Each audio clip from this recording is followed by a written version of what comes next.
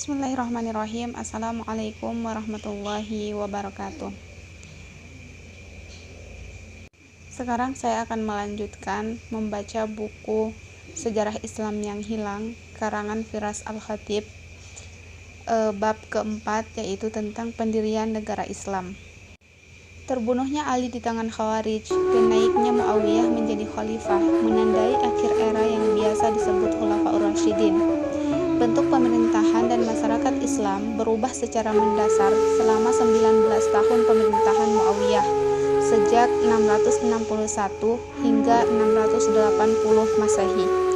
Berkuasa saat perpecahan dan kekacauan menguasai Mesir sampai Iran, keahlian dan kompetensi politik Muawiyah membantu mencegah dunia Islam jatuh ke dalam anarkisme total yang karenanya mungkin tak bisa bangkit lagi. Tetapi pada saat yang sama, beberapa kebijakan dan tindakannya cukup kontroversial sehingga menjadi dasar perpecahan terbesar dalam dunia Islam sekarang. Kekuasaannya menandai awal kekhalifahan Umayyah ketika suksesnya khalifah diputuskan berdasarkan keturunan dan tetap berada dalam keluarga Umayyah sampai 750 Masehi. Kemudian digantikan oleh keluarga tua di Mekah yang lain, Abbasiyah. Muawiyah, meskipun sudah ada usaha lewat arbitrase, solusi nyata bagi perselisihan antara Ali dan Muawiyah tak pernah terjadi. Tahun terakhir kekhalifahan Ali ditandai perpecahan de facto antara kekuasaan Muawiyah dan Ali. Tetapi dengan wafatnya Ali, Muawiyah bebas memperluas kekuasaan di wilayah-wilayah yang sebelumnya setia kepada Ali dan menyatukan dunia Islam di bawah pemerintahannya. Mungkin ia memang satu-satunya orang yang saat itu mendapat dukungan untuk mengelola tugas monumental semacam ini. Ia sangat populer di Suriah, provinsi yang dipimpinnya sebagai gubernur selama 20 tahun sebelum mulai menjadi khalifah. Pasukan Suriah menjadi tulang punggung kekuatan militernya. Akan tetapi, ia tetap mempunyai musuh, terutama di Irak. Di sana berkembang pandangan umum yang cenderung memilih kekhalifahan diwariskan kepada anak Ali yang bernama Hasan. Sebagai negarawan pragmatis, Muawiyah tak ingin membawa dunia muslim dalam peperangan lagi untuk memperebutkan kepemimpinan. Jadi, alih-alih memobilisasi pasukan untuk menghancurkan oposisi dengan kejam, ia menegosiasikan perjanjian dengan anak Ali. Hasilnya, Hasan akan menyerahkan seluruh klaim kepemimpinan dan menghabiskan hidup untuk kegiatan ibadah dan ilmu pengetahuan di Mekah. Di bawah permukaan, keinginan sebagai orang untuk dipimpin oleh keluarga Ali tetap ada, tetapi tak pernah menjadi ancaman nyata bagi kekuasaan Muawiyah. Khalifah juga mengandalkan negosiasi dan perjanjian dengan lawan-lawan potensial lain. Dalam banyak cara, Muawiyah memerintahkan seperti pemimpin suku Arab pra-Islam, menggunakan hubungan keluarga, kode kehormatan tak tertulis, dan hadiah untuk melancarkan jalan politiknya. Karena semasa muda ia tinggal di Mekah dan menyaksikan ayahnya memimpin Quraisy, tak diragukan lagi bahwa tradisi lama ini tertanam dalam gaya politiknya. Tetapi pada saat yang sama, Muawiyah mulai mengubah sistem kekhalifahan menjadi monarki. Dialah khalifah pertama yang duduk di tahta dan sholat di area tertutup di masjid, yang melindunginya dari kemungkinan pembunuhan. Ia tak lagi mengikuti jejak sederhana dan bersahaja seperti 4 khalifah pertama.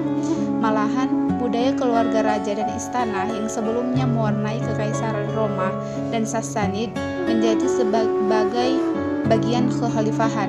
Untuk kali pertama setelah Nabi wafat, khalifah sekedar menjadi yang pertama di antara yang setara. Dan banyak kisah bertahan tentang asketisme 4 pemimpin awal, seperti Umar yang tak dikenali orang biasa atau menolak pengawalan khusus. Muawiyah menjembatani kekhalifahan sederhana sebelumnya dan monarki sesudahnya. Ia berjalan-jalan ke pasar di Damaskus dengan baju bertambal saat masjid besar dan rumit dibangun oleh para arsiteknya. Sebagai upaya untuk mengurangi tekanan perpecahan politik di antara muslim, Muawiyah memilih fokus untuk memperluas batasan kekhalifahan. Ini mengingatkan akan sosok Umar yang fokus terhadap ekspansi keluar setelah perang dalam negara di Perang Tabuk.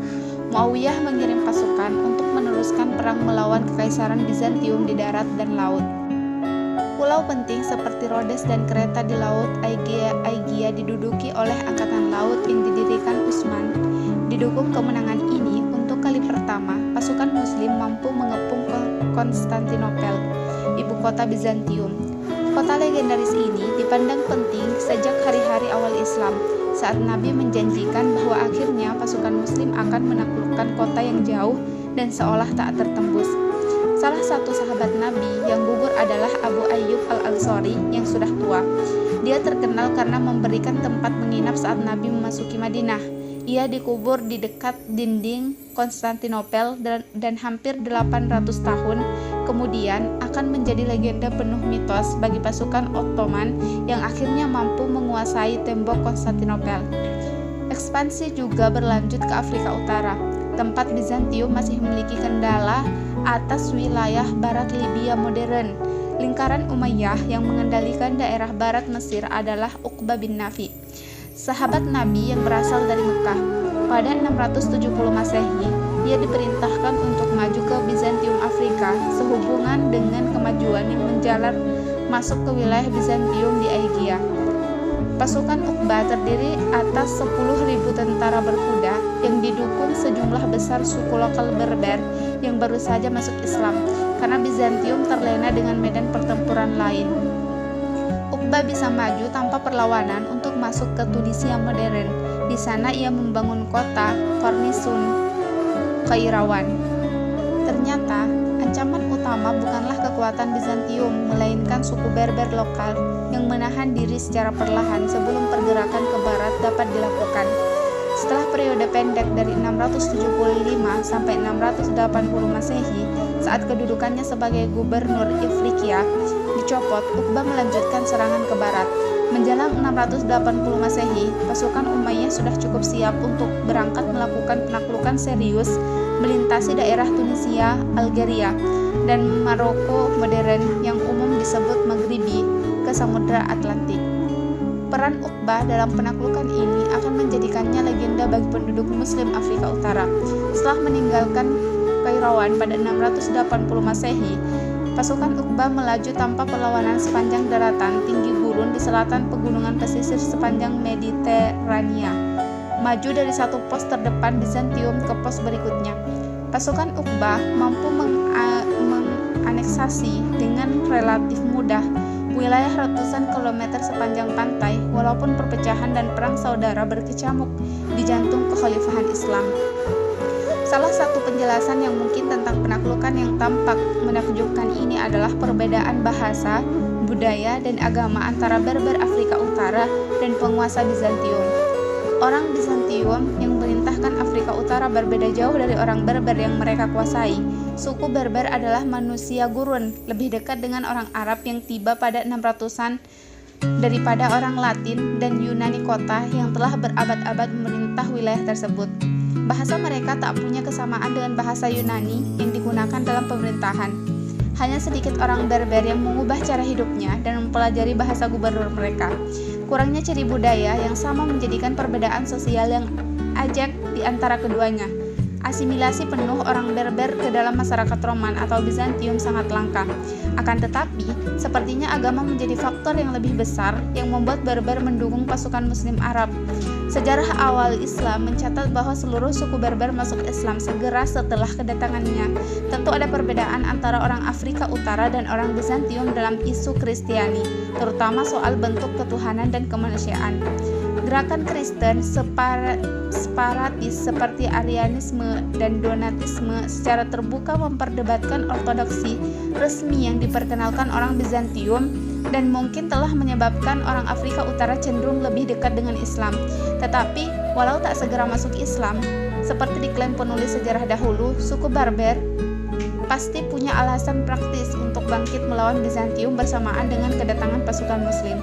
Hal ini memungkinkan pasukan Uqbah untuk terus mendapatkan momentum seperti yang terjadi pada sepanjang awal 680-an, sehingga mampu memasuki Maroko modern dan pantai Atlantik Kata-kata legendaris yang terucap saat dia mengendarai kudanya memecah ombak samudra menunjukkan sifat religius yang mendalam pada penaklukannya. Ya Allah, jika laut ini tidak menahanku, aku akan melintasi daratan seperti Alexander Agung, mempertahankan agamamu dan memerangi orang kafir. Benar atau tidaknya, ia mengucapkan kata-kata itu tak sepenting gambaran heroik yang muncul dalam pikiran berbagai generasi pemimpin militer yang akan membangkitkan Islam Maghribi. Konflik suksesi. Meskipun berhasil menyatukan dunia Islam setelah kekacauan pada masa Khalifah Ali, ada satu keputusan Muawiyah yang menjadikannya sebagai karakter kontroversial dan mengubah bentuk pemerintahan Islam selama 1300 tahun berikutnya. Ia menunjuk Yazid, anaknya, sebagai penerus, tepat sebelum wafat dan menuntut sumpah setia dari orang-orang terkemuka di Damaskus. Ahli sejarah Islam sepanjang waktu berspekulasi mereka-reka alasan Muawiyah melakukan itu, terutama mempertimbangkan oposisi terhadap Yazid. Tetapi mengingat konteks historis pada masa Muawiyah, kita mudah memahami mengapa terjadi perubahan ke sistem keturunan. Masa Muawiyah menjadi khalifah menunjukkan penekanannya pada kesatuan dan keharmonisan politik. Setelah pergolakan politik pada masa Khalifah Ali, tantangan utama Muawiyah menjaga dunia Islam berpadu di bawah satu pemerintahan. Walaupun ia sukses besar, tak ada jaminan seluruh khalifah berikutnya mampu memanfaatkan ancaman luar atau manuver politik untuk meminimalkan perpecahan internal. Dengan demikian, Muawiyah merasa bahwa satu-satunya cara untuk melindungi persatuan dan keharmonisan sosial adalah dengan memotong kemungkinan perang suksesi dan menjadikan kekhalifahan berdasarkan keturunan.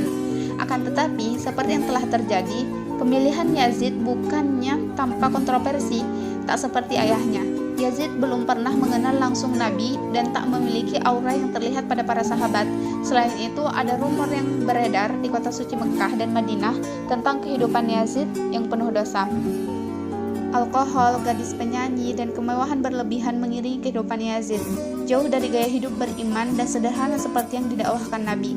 Benar atau tidak, tuduhan ini cukup bagi sebagian orang untuk memberontak, seperti Abdullah bin Al-Zubair, anak Zubair yang menentang Ali. Permasalahan bertambah pelik karena sebagian orang di Irak ingin menyaksikan keturunan Ali mendapatkan gelar kekhalifahan di dunia Islam. Hasan, anak tertua Ali, sudah wafat di Mekah pada masa pemerintahan Muawiyah, maka dukungan pun jatuh ke tangan Husain, adiknya. Cucu Nabi Muhammad ini tertarik dengan kota Kufah di Mesopotamia karena janji dukungan penduduknya. Menentang saran Abdullah bin Al-Zubair yang memperingatkannya bahwa orang Irak akan membelot begitu ada kesempatan, Husain bersiap mendirikan basis di Irak pada 890 Masehi agar dapat menentang Umayyah di Suriah, seperti yang dilakukan ayahnya 25 tahun lalu. Saran Abdullah terbukti tepat.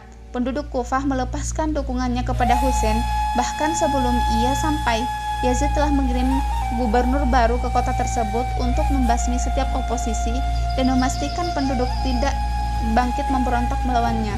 Tampaknya, aksi unjuk kekuatan Yazid telah mendesak penduduk kota untuk mengingkari janji dukungannya kepada Husain. Padahal, Husain mengandalkan dukungan tersebut dan bepergian ke Kufah hanya dengan sekitar 70 anggota keluarga dan sahabat. Hampir tak mungkin punya kekuatan untuk menggulingkan Yazid. Di padang Karbala yang berjarak sekitar 80 km di utara Kufah, Husain dikepung oleh kekuatan Yazid yang kemudian membunuh dia dan pengikutnya. Perang Karbala nantinya menjadi salah satu legenda tentang pendirian aliran baru yang berbeda, yaitu Syiah. Pemberontakan Abdullah bin Al-Zubair tak lebih baik hasilnya. Setelah membunuh Husain, masyarakat di dunia Islam umumnya mendukung perlawanan terhadap pemerintahan Umayyah. Lagi pula, Husain adalah cucu kesayangan Nabi. Pembunuhan keturunan Nabi mengejutkan banyak pengikut yang solih.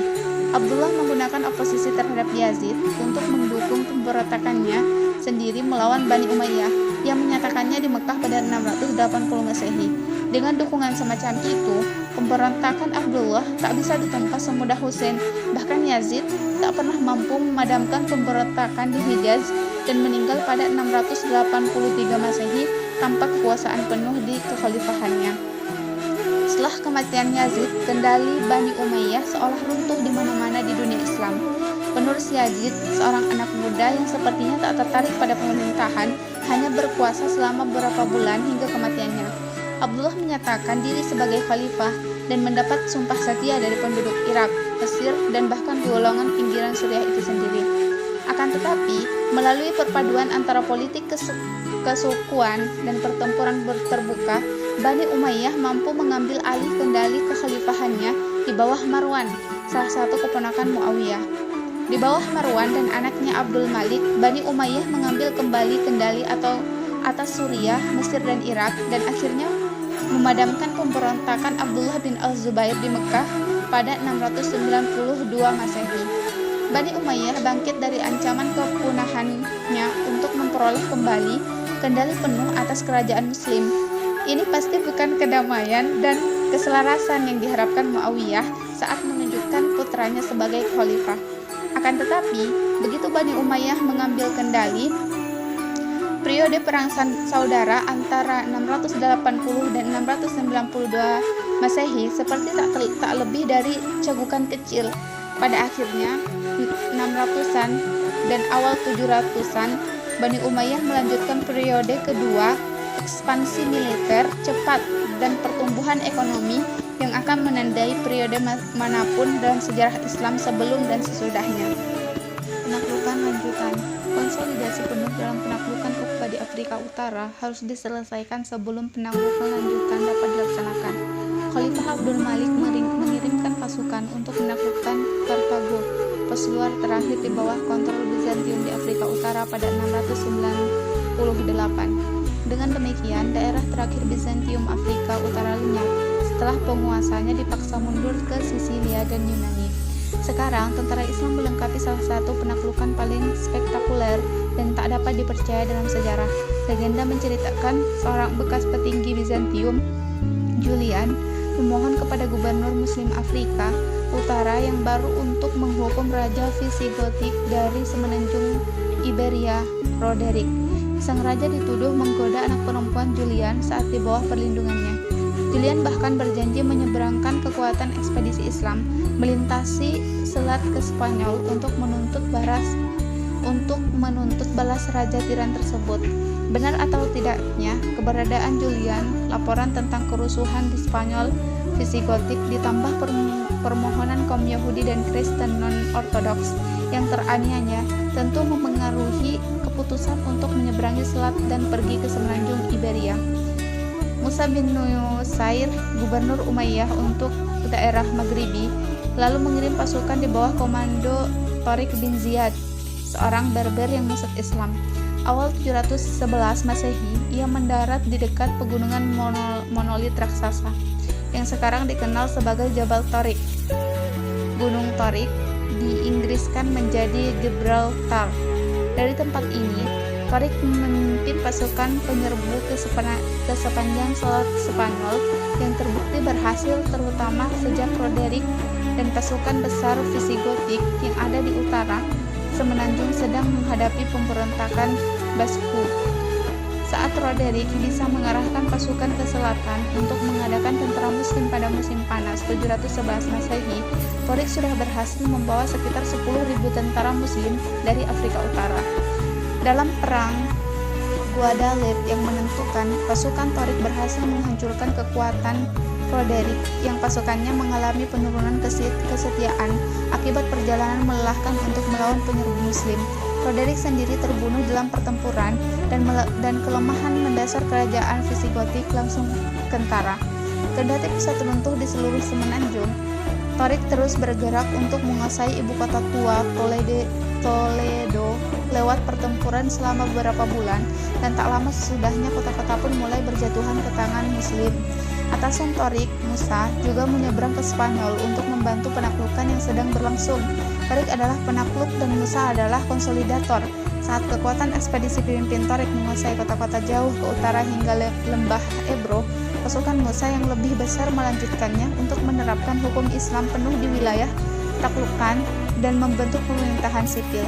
Sejak 711 hingga 715 Masehi, Tariq dan Musa mampu menjadikan sebagian besar wilayah semenanjung di bawah kendali Umayyah. Penaklukan wilayah seluas itu yang seolah mustahil melibatkan pasukan dalam jumlah relatif kecil. Ini mengingatkan kita akan penaklukan Afrika Utara tepat satu generasi sebelumnya. Penyerbuan lebih lanjut ke selatan, masuk ke Galia, awalnya terbukti sukses seperti penaklukan Spanyol. Pasukan Muslim berhasil maju sampai bagian selatan Prancis modern, menerapkan aturan Islam di Aquitaine dan Septimania pada 720 Masehi. Puncak invasi Islam ke Galia terjadi pada 732 saat pasukan di bawah gubernur Muslim Andalusia, Abdul Rahman Al-Ghafiqi, dikalahkan pasukan France yang dipimpin Charles Martel di Perang Tours, utara Prancis. Arti penting pertempuran ini menjadi bahan perdebatan para ahli sejarah. Sebagian berpendapat bahwa kemenangan Islam akan membuka jalan pada penaklukan penuh Eropa dan berpindah ke agama ke Islam pada 700-an. Sedangkan yang lain mengecilkan pertempuran tersebut dengan menyatakan gerak maju Al-Ghafiqi ke utara Prancis tak lebih dari penyerbuan musim panas tanpa bertujuan menaklukkan. Penting atau tidaknya, pertempuran itu masih bisa diperbantahkan. Tetapi, kita menyoroti implikasi penerapan hukum Islam di Prancis dan sekitarnya bagi sejarah Eropa pada abad pertengahan. Ekspansi Umayyah awal abad ke-8 menjadi luar biasa karena tak terbatas pada Afrika Utara dan Spanyol. Secara bersamaan, di sisi yang sebaliknya dari kerajaan, pasukan Umayyah bergerak maju menuju daerah tak dikenal yang bahkan pasukan Alexander pun tak berani mendatanginya.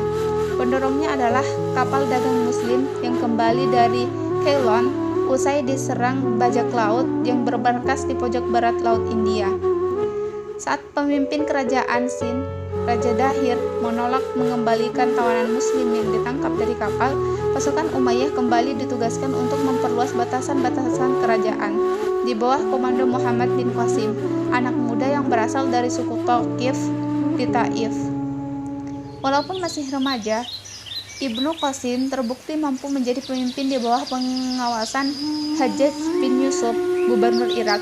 Bersama 6.000 tentara Suriah, ia dikirim melintasi Persia dan masuk anak benua India pada 711 Masehi. Tahun yang sama saat Tariq bin Yazid masuk ke Spanyol. Setelah mereka mencapai sungai Indus, beberapa komunitas kecil menyerah karena dijanjikan kebebasan beragama. Dibantu pejabat-pejabat kuil Buddha, pasukan Muslim menguasai setiap kota dengan perlawanan relatif kecil. Akhirnya, pasukan Ibnu Qasim bertemu Raja Dahir dalam peperangan di sepanjang sungai Indus. Dibantu penduduk lokal yang tak puas dengan kekuasaan Dahir, pasukan Muslim mampu menghancurkan pasukan Sindi. Dahir sendiri terbunuh dalam pertempuran. Gajah perangnya tak bisa mengadang anak panah api yang dilontarkan pasukan Muslim, seperti di Spanyol. Kekalahan dalam perang utama dan kematian raja mengakibatkan keruntuhan pemerintahan setempat secara total. Pasukan Muhammad bin Al-Qasim menyapu bersih sisa-sisa perlawanan, terorganisasi dalam hitungan bulan, dan menegakkan hukum Islam di Sindi. Sebagian India pun segera berada di bawah kekuasaan Muslim, walaupun akan butuh waktu berabad-abad sebelum kelompok Muslim mampu menegakkan kendalinya lebih jauh di anak benua tersebut. Bagi masyarakat Sind, penaklukan Islam tidak mengubah kehidupan sehari-hari terlalu banyak. Berdasarkan nasihat atasnya di Irak, Ibnu Qasim memberikan kebebasan beragama bagi umat Buddha dan Hindu, seperti yang diberikan kepada umat Kristen dan Yahudi di tempat lain dalam dunia Islam.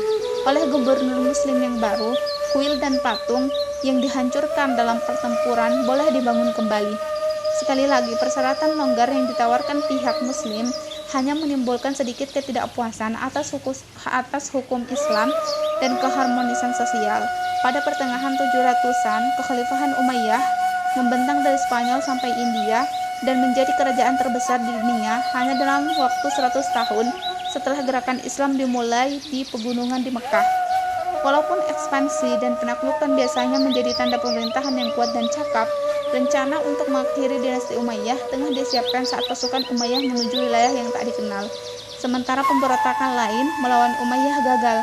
Kali ini pemberontakan akan berhasil karena memanfaatkan banyaknya kelompok etnis yang berbeda yang berada di bawah kontrol Islam dan merasa tidak puas dengan kebijakan sosial Umayyah.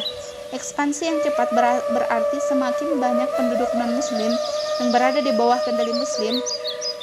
Persentase populasi penduduk Muslim sejak awal hingga pertengahan 700-an diperkirakan hanya sekitar 10%.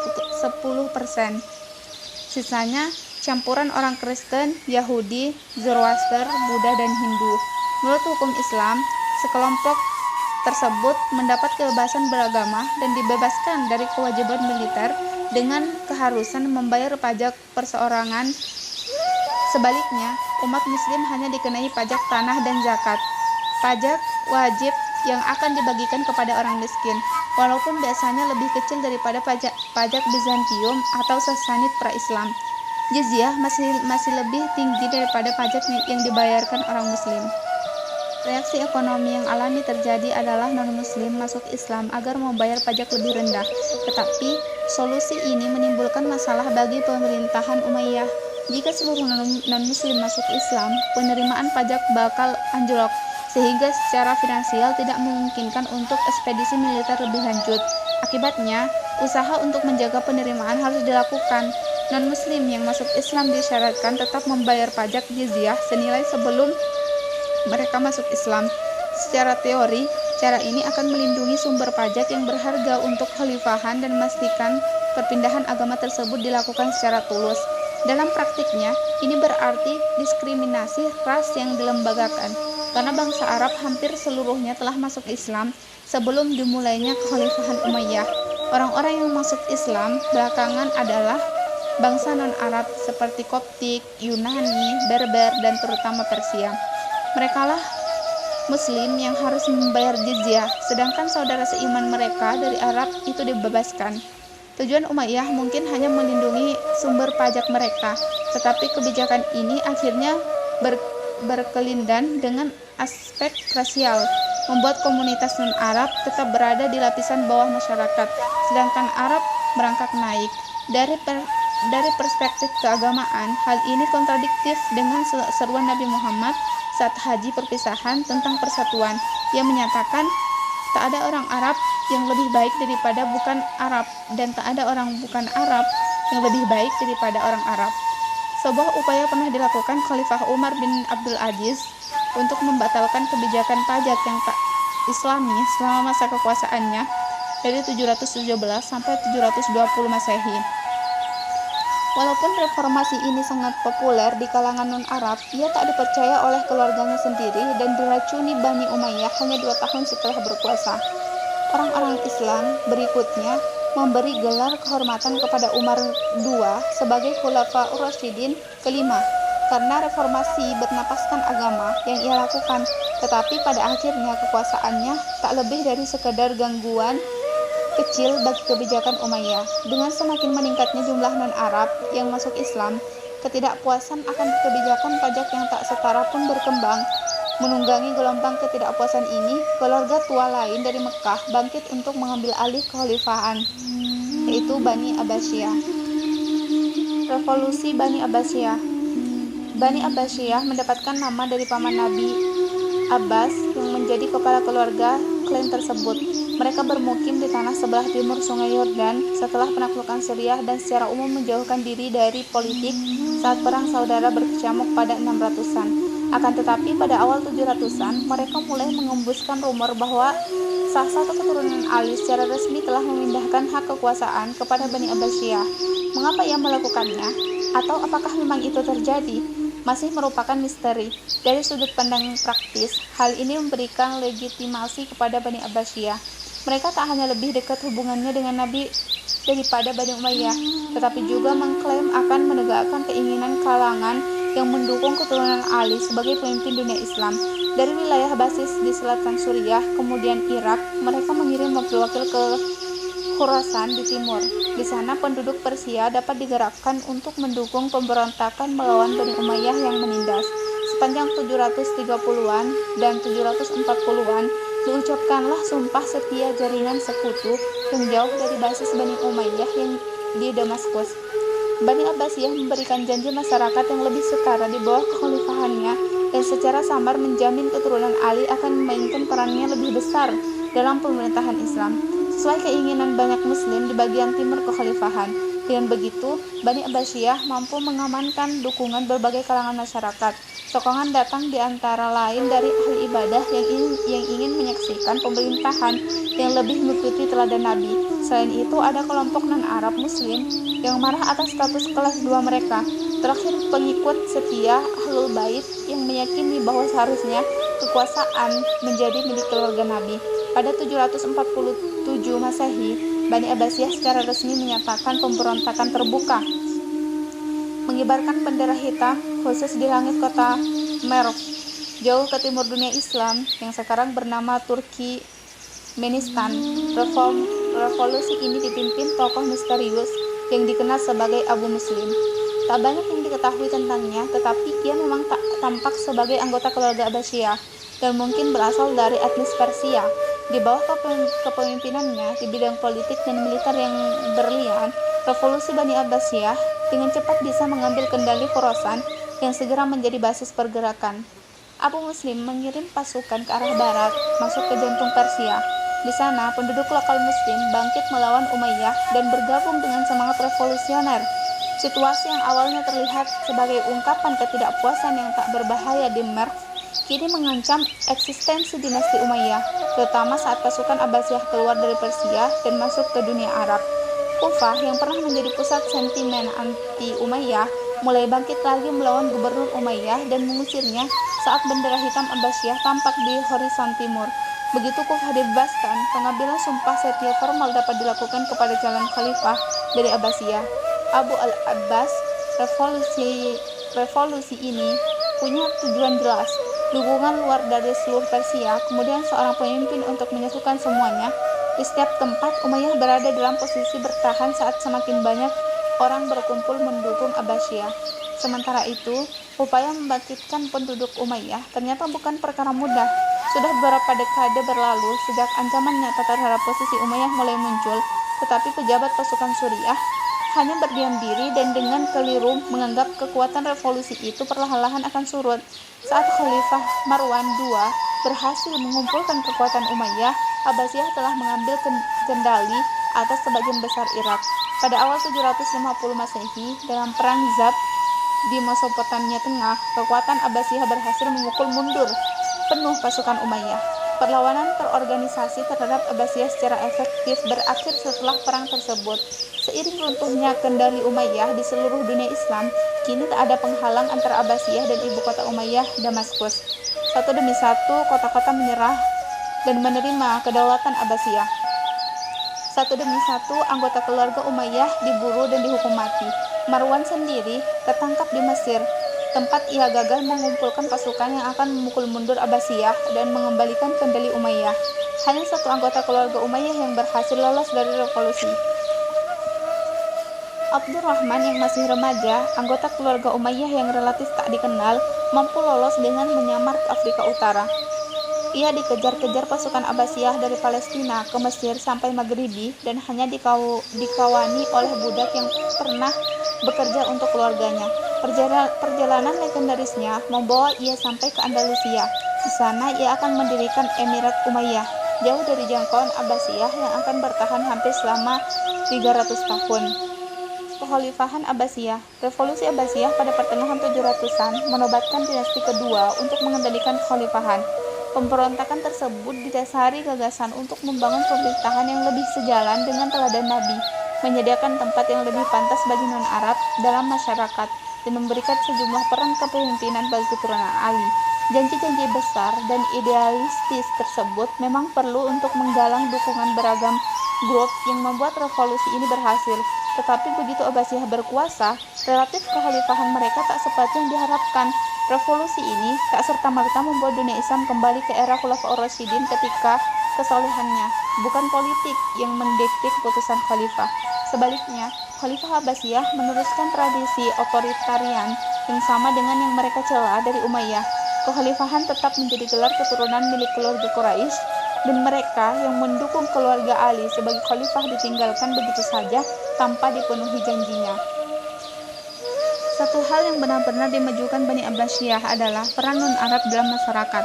Walaupun jabatan khalifah tetap dipegang orang Arab, bagian administrasi semakin banyak diisi orang Persia. Selama ratusan tahun sebelum Islam, orang Persia telah mengembangkan sistem birokrasi yang kompleks tetapi efisien.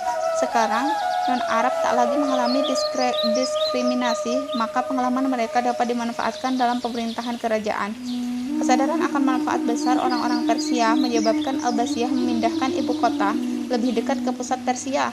Pada 765, Khalifah kedua Al-Mansur membangun ibu kota baru di tanah subur antara sungai Tigris dan Efrat, dekat ibu kota Persia lama. Dalam waktu 20 tahun, Baghdad menjadi kota terbesar di dunia dengan penduduk lebih dari 1 juta jiwa. Pusat kerajaan Islam akan menjadi kota metropolitan, tempat pemerintahan, ilmu pengetahuan, dan seni saling beririsan. Pemahaman yang tepat tentang pencapaian masa Abbasiyah akan muncul dalam bentuk eksploitasi militer dan penaklukan tempat-tempat jauh seperti halnya Umayyah. Bahkan ekspansi keluar sesungguhnya berhenti saat Abbasiyah berkuasa. Serangan Musliman melintasi perbatasan Bizantium tetap berlanjut, tetapi persiapannya tidak matang. Di barat, Perang Tours pada 732 Masehi dalam masa Umayyah menyebabkan berhentinya ekspansi Muslim ke Eropa dan konsolidasi kekuatan di Andalusia menjadi fokus utama pengungsi Umayyah yang mengontrolnya. Di timur hanya ada sedikit tambahan keuntungan yang dihasilkan dalam serangan ke Asia Tengah. Orang-orang Turki yang menyebar ke daratan Asia Tengah dan menyongsong peradaban Islam lewat penaklukan, tetapi melalui migrasi ke jantung dunia Islam pada 800-an dan 900-an, era penaklukan militer Muslim telah berhenti selamanya, tetapi era penaklukan intelektual Muslim siap dimulai.